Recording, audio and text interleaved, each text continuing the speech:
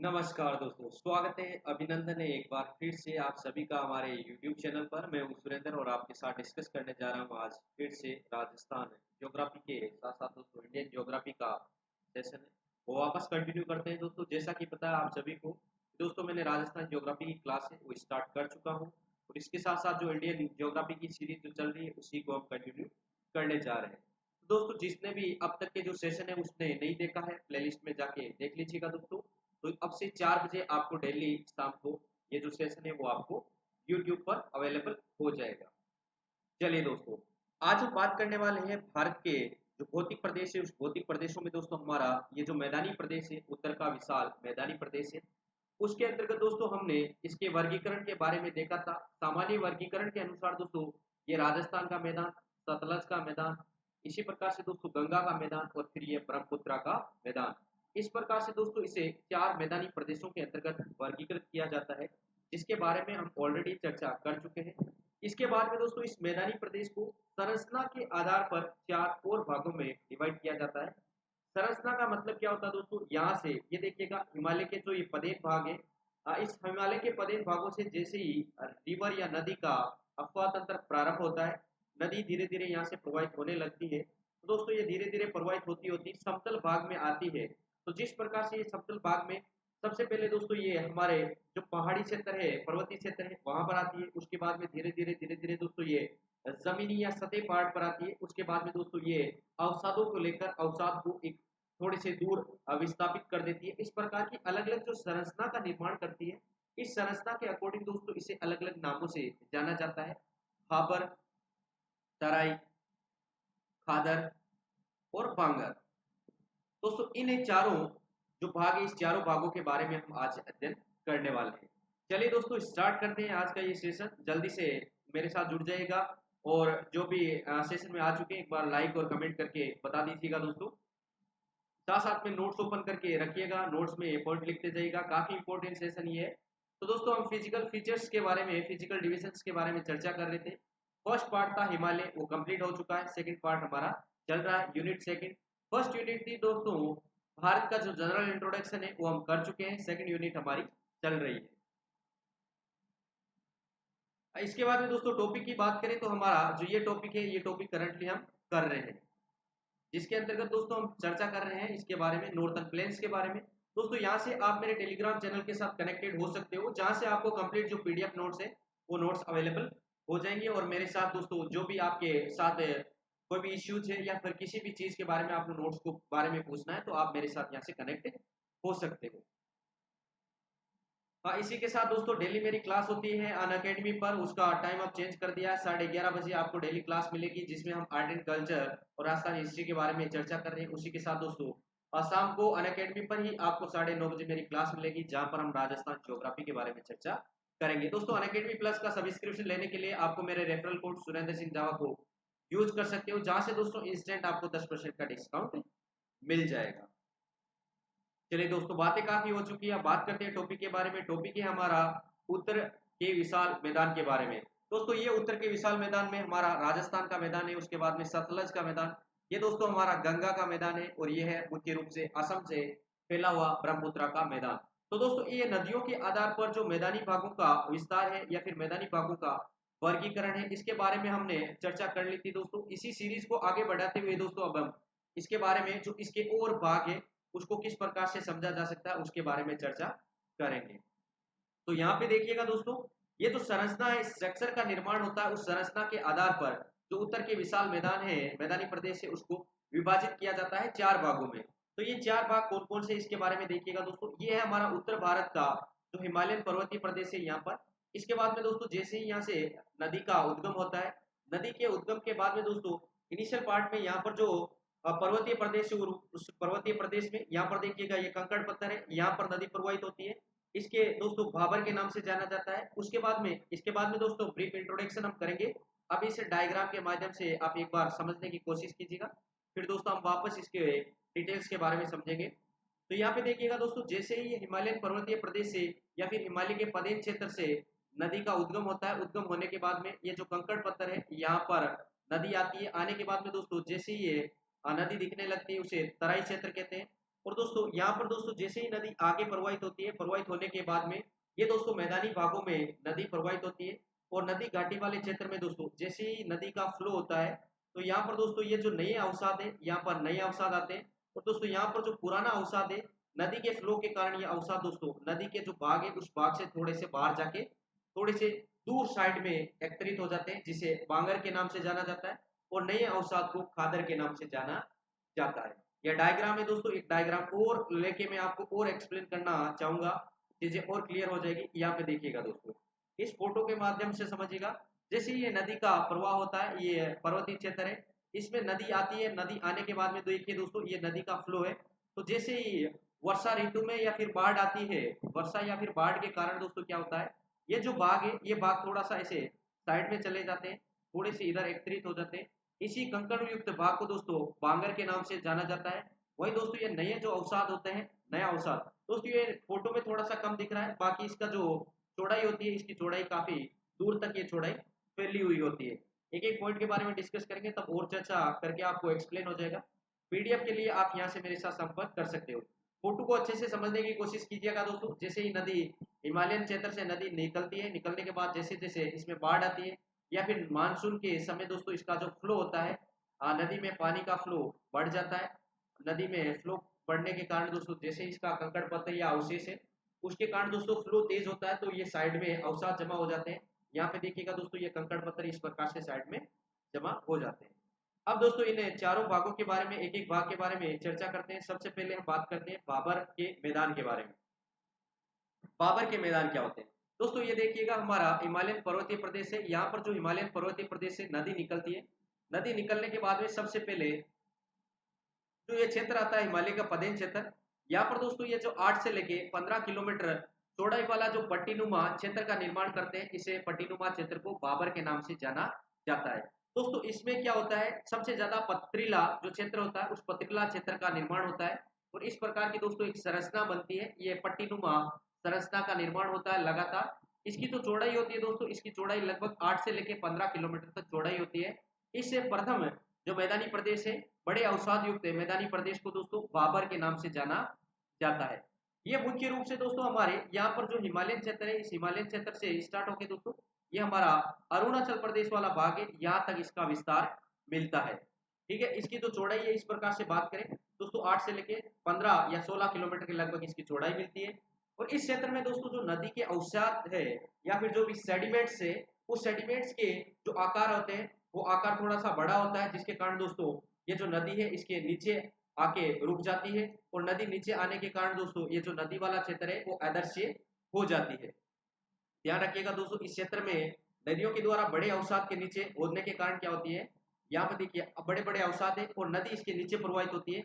इन पथरीले या फिर पहाड़ी क्षेत्र की वजह से ये नदी अदृश्य हो जाती है, और ये दोस्तों जैसे ही मैदानी भाग में जाती है और जैसे ही नदी दिखने लगती है उसे तराई भाग के नाम से जाना जाता है। उम्मीद करता हूँ आपको बाबर के मैदान अच्छे से समझ में आ गया होगा। एक बार स्क्रीन क्लियर कर देता हूँ, आप स्क्रीनशॉट लेके अच्छे से समझ सकते हो चीजों को। यहाँ पे देखिएगा, ये जो हिमालयन पर्वतीय प्रदेश है इसके पदेन भागों में 8 से 15 किलोमीटर जो पट्टीनुमा मैदान का निर्माण करते हैं, इसे ही बाबर कहा जाता है। विस्तार कहाँ से कहाँ होता है ये बता दिया मैंने, और दोस्तों इसके साथ नदियों के बड़े अवसाद के नीचे ये जो नदी है, ये नदी अदृश्य हो जाती है, जिसके कारण दोस्तों ये पुनः जो नदी दृश्य होती है वो तराई वाले क्षेत्र के नाम से इसको जाना जाता है, जिसे दोस्तों अगले मैदानी भाग के नाम से जाना जाता है। ये देखिएगा यहाँ पर। अब देखिएगा दोस्तों, जैसे ही ये नदी में बड़े बड़े कंकर है, इसके नीचे वाला जो भाग है जिसकी चौड़ाई दोस्तों 15 से 30 किलोमीटर इसकी चौड़ाई होती है, यहाँ पे दोस्तों जो वनस्पति है वो ज्यादा वनस्पति मिलती है, और इसकी जो चौड़ाई है वो भी दोस्तों बाबर के बजाय ज्यादा होती है। और इसके साथ वनस्पति के साथ साथ दोस्तों यहाँ पर वन्य जीव है, वो वन्य जीव भी ज्यादा पाए जाते हैं। अब इसके बारे में बात करें, ये जो मुख्य रूप से विस्तार है इसका, ये जो हमारा पंजाब और यूपी वाला क्षेत्र है उसमें दोस्तों इसका ज्यादातर विस्तार है। और इस क्षेत्र में दोस्तों जो हमारे कृषि है, जो खाद्यान्न फसल है, उस खाद्यान्न फसल को उगाने में इस मैदानी क्षेत्र का प्रयोग किया जाता है, और मुख्य रूप से यहाँ पर गेहूं और गेहूं के साथ गन्ने का जो खेती है वो खेती की जाती है। वर्तमान में दोस्तों इस तराई वाले भाग का है, वो तराई वाला भाग मुख्य रूप से हमारा जो नॉर्थ ईस्ट वाला पार्ट है, उस नॉर्थ ईस्ट वाले पार्ट में ये तराई वाली भाग है वो मुख्य रूप से इस राज्य में पाया जाता है। यहाँ पर आप देख सकते हो मुख्य रूप से जो हमारा नॉर्थ ईस्ट वाला अरुणाचल प्रदेश वाला ये वाला क्षेत्र है, यहाँ पर इस तराई भाग का मुख्य रूप से विस्तार पाया जाता है। इसी के साथ दोस्तों अगले मैदानी प्रदेश के बारे में बात करते हैं। अगला जो हमारा मैदानी प्रदेश है उसे दोस्तों खादर के मैदान के नाम से जाना जाता है। यहाँ पे अब दोस्तों एक नई चीज होती है, वो जो पहले हमने फोटो देखी थी उस फोटो में देखा था कि जैसे ही यहाँ पर हिमालयन पर्वतीय प्रदेश से नदी का फ्लो होता है, यहाँ पर कंकड़ आते हैं, बड़े बड़े पट्टीनुमा संरचना का निर्माण करती है, फिर यहाँ पर कंकड़ आते हैं। इसके बाद में जो ये नदी फ्लो होती है दोस्तों, इसे कहा जाता है खादर। और दोस्तों ये जो नवीन जलोढ़ होते हैं, नवीन जो बाढ़ के कारण जो नवीन अवसाद सेडिमेंट्स लेके आते हैं, इससे खादर का निर्माण होते हैं। इससे थोड़ी सी दूर ऊंचाई पर जो हमारे थोड़ा सा ऊंचे टीले होते हैं, इस टीले को दोस्तों बांगर के नाम से जाना जाता है। यहाँ पे देखिएगा दोस्तों, नदियों के द्वारा जब मानसूनी मौसम होता है, उस मौसम के दौरान यहाँ पर बाढ़ के कारण दोस्तों जो नए जलोढ़ के कारण नए अवसाद जमा होते हैं, उस अवसाद विभाग को या फिर उस मैदानी भाग को खादर के मैदान के नाम से जाना जाता है। दोस्तों ये नए जलोढ़ है, उस नए जलोढ़ के कणों के आकार है, वो कणों के आकार छोटा होता है, जिसके कारण दोस्तों जो जल है उस जल ग्रहण करने की जो क्षमता होती है वो क्षमता ज्यादा होती है। जल ग्रहण करने की क्षमता जितनी ज्यादा होगी दोस्तों, प्रोडक्टिविटी होगी या फिर जो उत्पादकता होगी वो उतनी ही ज्यादा होगी। दोस्तों यहाँ पर जो कृषि की उत्पादकता है वो उत्पादकता भी ज्यादा पाई जाती है।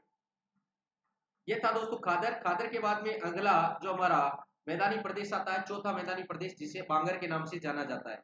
यहाँ पे देखिएगा दोस्तों नदी का जो फ्लो होता है, यहाँ पर जो नए अवसाद है, यहाँ पे जो पुराने अवसाद है दोस्तों, ये नदी के फ्लो की वजह से ये थोड़े से दूर जाके इस प्रकार से थोड़े से दूरी पे ऊंचाई पे जाके एकत्रित हो जाते हैं। इनके जो कणों के आकार है दोस्तों, वो कणों के आकार भी थोड़े से बड़े होते हैं। यहाँ की जो दोस्तों जो इसकी उपजाऊ क्षमता होती है वो भी थोड़ी सी कम होती है। जबकि दोस्तों यहाँ पर उत्पादन है, वो उत्पादन सबसे ज्यादा किया जाता है। प्रोडक्टिविटी थोड़ी सी कम होती है, लेकिन दोस्तों प्रोडक्शन होता है वो लार्ज स्केल पर यहाँ पर किया जाता है। खादर के मैदानों पर दोनों ओर थोड़ी सी ऊंचाई पर, यहाँ पे देखिए ये खादर का मैदान है, इसके दोनों ओर ऊंचाई पर पुराने जलोढ़ मैदान, दोस्तों ये जो नया जलोढ़ है, ये नया जलोढ़ होता है उसे खादर कहा जाता है, और पुराना जलोढ़ है उसे बांगर के नाम से कहा जाता है। इस अवसाद को दोस्तों बांगर के नाम से जाना जाता है। इसमें दोस्तों कैल्शियम के बड़े बड़े जो पिंड होते हैं, उन पिंडों के कारण इस प्रकार के जो कंकड़ होते हैं वो कंकड़ आके जमा हो जाते हैं। इन्हीं कंकड़ों को दोस्तों कंकर के नाम से जाना जाता है। इस पॉइंट के बारे में हमने चर्चा कर ली थी, किस प्रकार से यहाँ पर कृषि की जो उत्पादकता है वो सबसे ज्यादा होती है, प्रोडक्टिविटी सबसे ज्यादा यहाँ पर होती है, प्रोडक्शन सबसे ज्यादा होता है, प्रोडक्टिविटी खादर वाले क्षेत्र में ज्यादा पाई जाती है। अब थोड़े से फैक्ट है, उन फैक्ट के बारे में चर्चा करते हैं, किस फैक्ट को क्या किस नाम से जाना जाता है। तो इंपॉर्टेंट फैक्ट्स में सबसे पहला नाम आता है बेट। दोस्तों बेट हमारा जो मैदानी प्रदेश होता है, इस मैदानी प्रदेश को दोस्तों जो हमारे खादर का मैदान है, इस खादर के मैदान को स्थानीय भाषा के अंतर्गत दोस्तों हमारा जो पंजाब वाला क्षेत्र है, इस पंजाब वाले क्षेत्र में स्थानीय भाषा में खादर के मैदानी भाग को बेट के नाम से जाना जाता है। वापस समझिएगा दोस्तों एक बार, जो हमारा मैदानी प्रदेश है, इस मैदानी प्रदेश में खादर के मैदान को स्थानीय भाषा में पंजाब के क्षेत्र में दोस्तों बेट के नाम से जाना जाता है। तो याद रखिएगा दोस्तों। वही जो बांगर के मैदान है दोस्तों, इस बांगर के मैदान को दोस्तों स्थानीय भाषा में बारिद के मैदान के नाम से जाना जाता है। और ये बारिद का जो मैदान है दोस्तों मुख्य रूप से वेस्ट बंगाल वाला क्षेत्र है, उस क्षेत्र में बारिद के मैदान से नाम से जाना जाता है। दोस्तों याद कीजिएगा हमने गंगा के मैदान के बारे में चर्चा की थी, तो गंगा के मैदान में स्वर्ण रेखा और हमारी एक और नदी आती है दोस्तों, एक नदी का नाम था स्वर्ण रेखा और दूसरी थी दामोदर नदी। इनके बीच के जो मैदान है उसे रार के मैदान के नाम से जाना जाता है। वही दोस्तों इधर हमारी एक कोसी नदी और एक आती है दामोदर नदी, इन नदी के बीच का जो क्षेत्र है इसे दोस्तों बारिद के मैदान के नाम से जाना जाता है। ये चीजें हम ऑलरेडी डिस्कस कर चुके हैं। तो दोस्तों यह बारिद का मैदान है, वो मुख्य रूप से वेस्ट बंगाल में जो स्थानीय भाषा में हमारा बांगर का मैदान है, इसे बारिद के मैदान के नाम से जाना जाता है। ये था एक इंपॉर्टेंट फैक्ट। इसके बाद में दोस्तों एक और परिभाषा आपके सामने आती है जिसका और चर्चा करते हैं, भूर्ग। ये क्या होता है ये देखिएगा दोस्तों, ये जो हमारे बांगर का मैदान है, इस बांगर के मैदान में थोड़ी सी ऊंचाई में इस प्रकार के जो कैल्शियम के कण एकत्रित हो जाते हैं, इसी कैल्शियम कणों के आकार जैसे ये थोड़े से दूर एकत्रित हो जाते हैं, और इन्हीं में दोस्तों जैसे जैसे पानी का फ्लो होता है, इस पानी की फ्लो के कारण दोस्तों यहाँ की जो मृदा है उस मृदा का क्या हो जाता है, अपरदन हो जाता है। ये मिट्टी का जो कटाव है वो होने लगता है। और दोस्तों यहाँ पर मिट्टी का कटाव होने के बाद जो फाइनली इस वाली जगह पर ये जो पथरीला एरिया है, छोटे छोटे जो कंकर है वो कंकर नजर आते हैं, इस कंकर वाले क्षेत्र को दोस्तों धूर के नाम से जाना जाता है। वापस समझिएगा दोस्तों, यहाँ पर जो खादर के मैदान में ये दूर जो ऊपर पट्टीनुमा क्षेत्र है, इस प्रकार से बनता है। और यहाँ पर दोस्तों पानी के फ्लो के कारण यहाँ पर दोस्तों जो मिट्टी है या फिर जो मृदा है उस मृदा का अपरदन हो जाता है। अपरदन के बाद में दोस्तों यहाँ पर जो नीचे जो मिट्टी का जो तल है उस तल में नीचे दोस्तों यहाँ पर इस प्रकार के कंकड़ पत्थर जो नजर आते हैं, इस कंकड़ पत्थर को दोस्तों या फिर जो मुलायम मिट्टी है उस मुलायम मिट्टी खत्म हो जाने के बाद में जो नीचे पथरीला क्षेत्र है उस पथरीले क्षेत्र को भूड के नाम से जाना जाता है। उसके बाद में दोस्तों एक और कॉन्सेप्ट आता है आपका रे, कलर या फिर ऊसर। ये एक ही चीज को कहा जाता है, ये भी समझिएगा। ये लीजिएगा, स्क्रीन क्लियर कर देता हूँ ताकि आपको समझने में इजी रहेगी। सभी को गुड इवनिंग, सभी को स्वागत है, अभिनंदन है जो भी मेरे साथ कनेक्ट हो चुके हैं। ध्यान रखिएगा दोस्तों, ज्यादा से ज्यादा सेशन को शेयर कीजिएगा, लाइक कीजिएगा, कमेंट करके बताइएगा सेशन कैसा लगा। इससे क्या है दोस्तों, मोटिवेशन बना रहता है, एनर्जी मिलती है, जिससे मैं आपके लिए रेगुलर ये सेशन है या फिर इंडियन ज्योग्राफी का सेशन है वो मैं आपके लिए कंप्लीट करवा पाऊँ। तो अच्छे से कमेंट करके, अच्छे से मोटिवेशन के साथ कमेंट करके बताइएगा कैसे आपको ये सेशन लग रहा है। रे और कलर ऊसर के बारे में बात करूं दोस्तों, ये क्या होता है कि यहाँ पर बांगड़ वाला जो क्षेत्र है, इस बांगड़ वाले क्षेत्र में यहाँ पर दोस्तों जो सनलाइट है टेम्परेचर अधिक पड़ता है, जिसके कारण दोस्तों यहाँ पर दोस्तों ये सिंचाई अधिक की जाती है। सिंचाई के अधिक करने के कारण दोस्तों यहाँ का जो पानी है उस पानी के अंतर्गत क्या होता है दोस्तों, इस वाले पानी वाले एक बार वापस देखिएगा, यहाँ पे देखिएगा सिंचाई के कारण दोस्तों यहाँ पर ज्यादातर क्या होता है, जल दिया जाता है। और जल देने के कारण दोस्तों यहाँ के क्या होता है, वाष्पीकरण होता है। उस वाष्पीकरण के कारण दोस्तों यहाँ पर क्या होता है, ये वाष्पीकरण से एक जो ऊपर वाला पानी है उस पानी का तो दोस्तों वाष्पन हो जाता है। और पानी के वाष्पन के कारण जो सिंचाई अधिक की जाती है, उस अधिक सिंचाई की वजह से दोस्तों यहाँ नीचे वाला जो क्षेत्र है, इस नीचे वाले क्षेत्र में एक सफेद चादर सी बिछ जाती है। क्या होता है दोस्तों, एक सफेद चादर सी बिछ जाती है। इस सफेद चादर को दोस्तों क्या कहा जाता है, रे, कलर या ऊसर के नाम से इसे जाना जाता है। याद रखिएगा दोस्तों, रे, कलर और ऊसर किसे कहते हैं।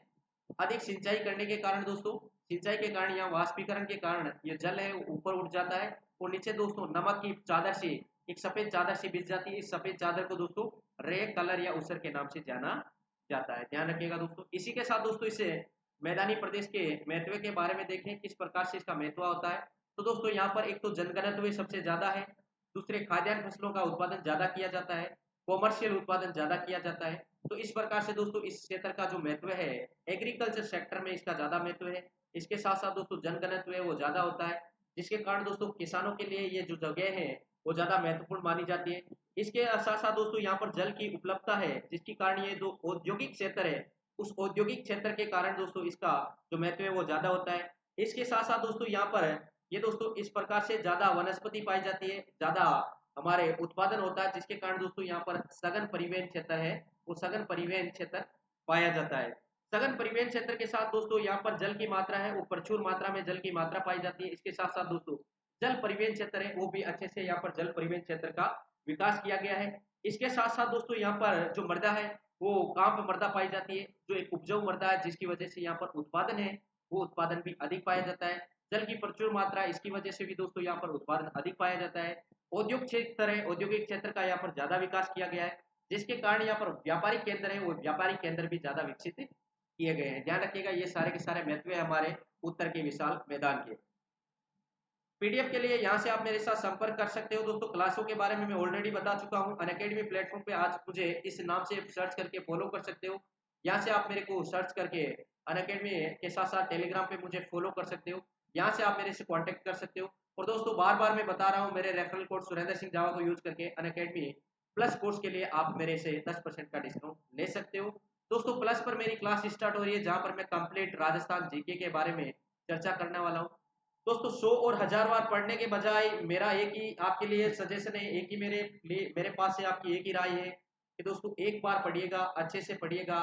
पंचवर्षीय योजना की तरह नहीं पढ़ना है अपने को, एक बार पढ़ के ही सिलेक्शन लेना है दोस्तों। सिलेक्शन के लिए पढ़िएगा। चलिए दोस्तों, हंसते रहिएगा, मुस्कुराते रहिएगा, खुश रहिएगा। धन्यवाद दोस्तों।